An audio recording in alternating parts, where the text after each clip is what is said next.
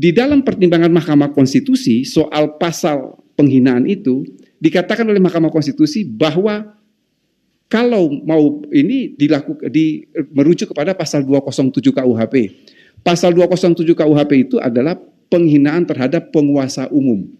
Itu sangat luas.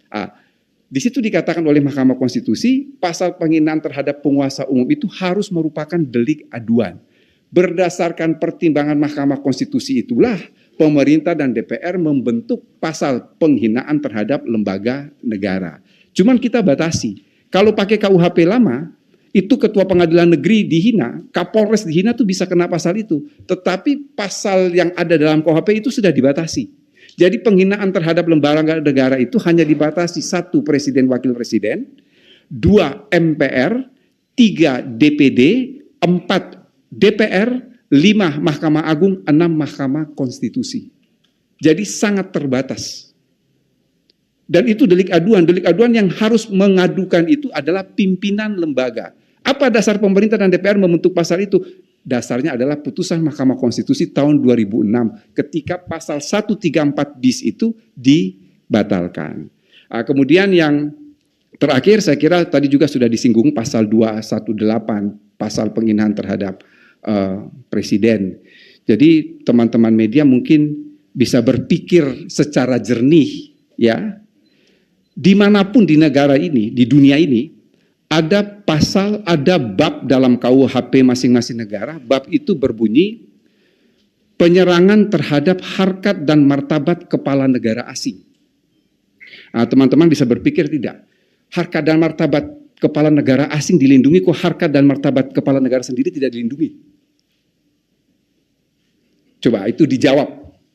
Itu yang pertama. Yang kedua, fungsi hukum pidana itu apa? Fungsi hukum pidana itu adalah, filsafatinya adalah fungsi melindungi. Yang dia lindungi siapa? 1 negara, 2 masyarakat, 3 individu.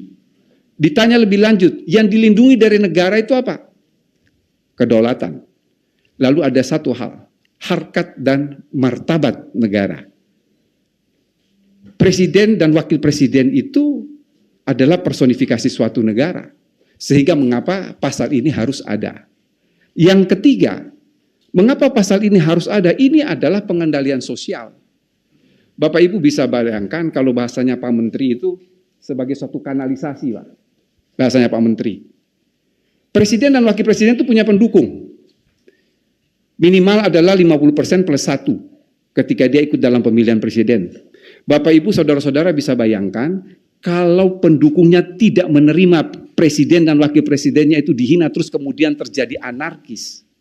Lalu apa yang mau kita katakan? Tapi dengan adanya pasal ini, kalau ada bahasanya kan seperti ini, wong presiden saja yang dihina tidak apa-apa kok yang pendukungnya sewot, kan kira-kira seperti itu. Jadi ini adalah kanalisasi.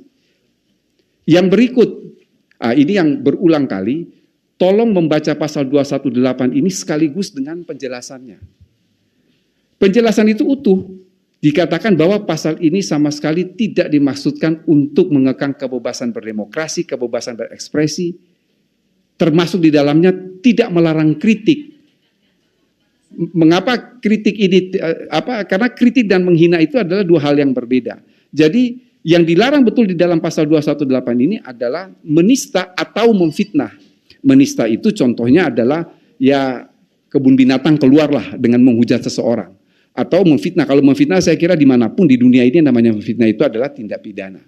Sehingga pasal itu sudah mengatakan bahwa kritik dalam penjelasannya, kritik tidak dilarang di dalam pasal ini. Salah satu wujud kritik adalah unjuk rasa. Jadi pasal 218 beserta penjelasannya itu kalau dibaca utuh maka terlihat jelas antara bagaimana itu menghina dalam konteks menista atau fitnah, dan yang berikut adalah soal kritik itu. Yang terakhir, ini yang selalu saya mengutarakan ketika kami di tim pemerintah waktu itu, kan ada yang bersuara begini, mengapa tidak pakai pasal penghinaan biasa? Kalau toh itu kan delik aduan, kan ada pasal penghinaan biasa. Betul kan? Mengapa harus ada khusus terhadap martabat presiden dan wakil presiden? Saya balik bertanya, ini bukan salah satu bentuk diskriminasi, bukan?